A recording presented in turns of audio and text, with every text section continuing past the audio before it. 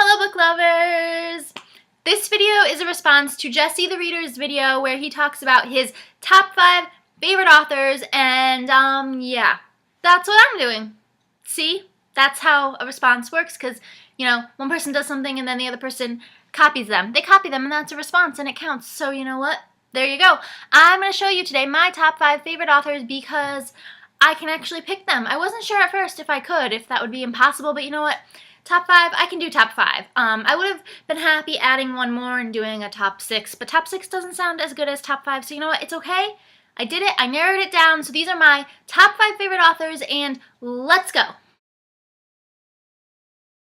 I've said this before. My number 1 favorite author is still Sarah Dessen because she's been my favorite author for so long that, you know, I don't see that changing. I don't see that changing anytime soon. Blah, blah, blah, blah, blah.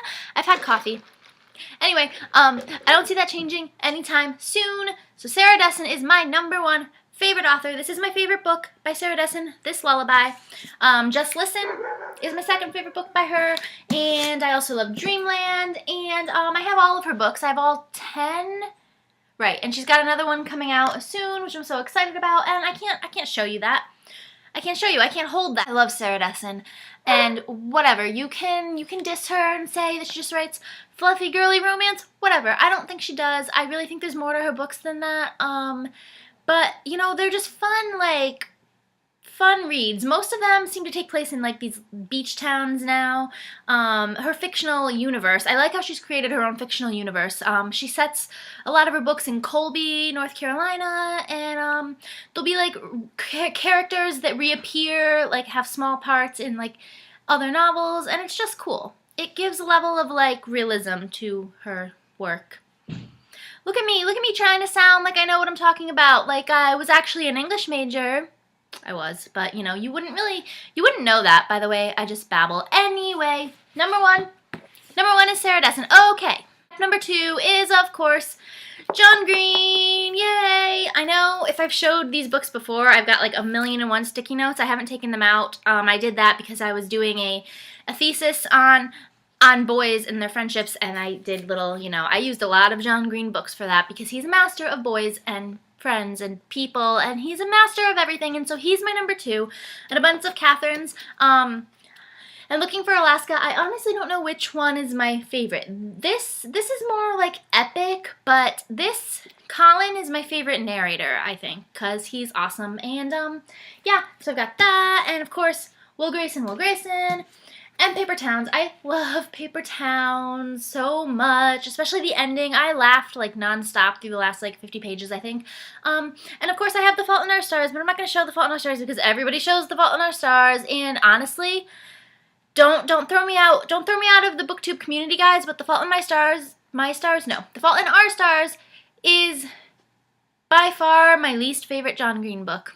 There, I said it. I like it, of course, don't get me wrong, but no. Just no.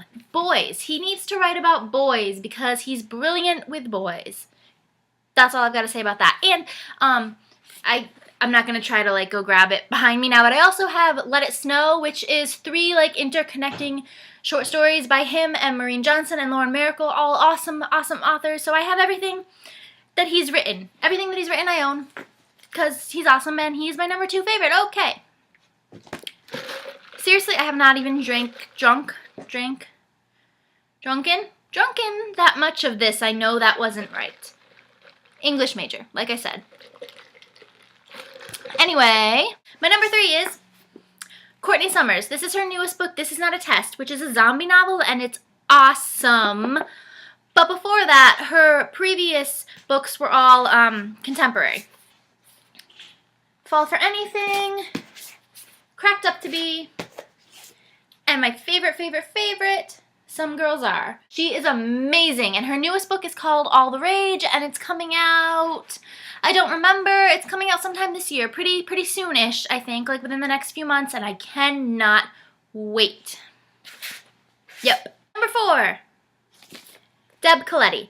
She is a brilliant YA author, and I feel like she doesn't really get enough credit. Like, I don't really see people talking about her books around here too much, and I don't know, like, she has a lot of books out, I didn't count, but she's got to have at least 10. She's got to have around the same as Sarah Dessen, I think even more.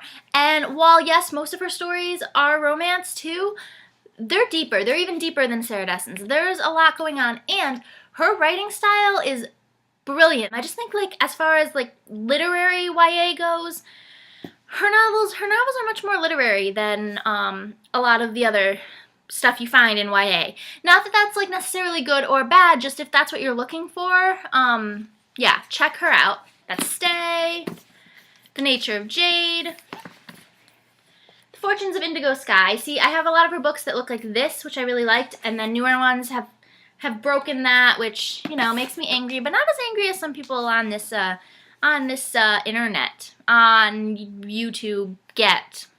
That's what I was trying to say. Anyway, newer one, The 6 Rules of Maybe, and I have all of her books up there somewhere.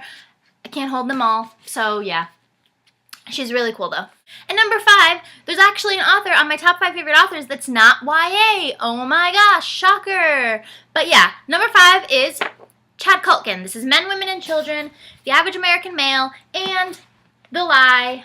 This is all he's written so far, but they are brilliant. I've talked about him on here before. I've talked about some of these books. It's definitely, it's not for kids.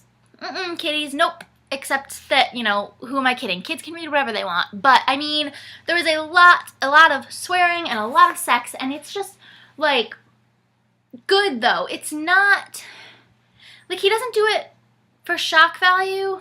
Like, he tells really, really strangely interesting stories about people and how people interact with each other and different relationships in our lives and how we treat each other, and, pretty much basically like how messed up every one of us is, even though we might hide it. There's stuff going on that you wouldn't expect with everybody. Everybody's got their own stuff going on, and that's kind of, I feel like, what he portrays in his novels. And I haven't really heard anything about, like, when his next novel's gonna be, because this one was fairly recent, came out last year. But I'm hoping he better write another one, because I really, really, really love him, and I need more. I need more from him. Okay, so that was my number 5, which means that is it. And I said before that I kind of wish I could add a 6, because, you know, Jodi Picoult, I feel like she should have made this list, because she's up there too. Up there too, and that's another adult author, so yeah, go me. Not just reading YA. Nope. Okay, I need to calm down. Yeah, I was this crazy in my last video too, because I filmed them on the same day. Shh, secret. But, really, really, really good coffee. Okay, so, thanks Jessie for this good video topic, and yeah. Okay guys, that's it. Leave me some comments.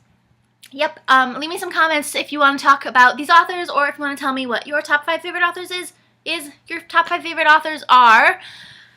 Whew, I'm a good writer too. Anyway, yeah, so, you know, talk to me, leave me comments, or, you know, I'm leaving this as a video response to Jessie's video, so you can go there and do that too, because I'm leaving a link to his original video down in the TARDIS. It's bigger on the inside, and okay, that's all for today, guys. Bye! Now go read.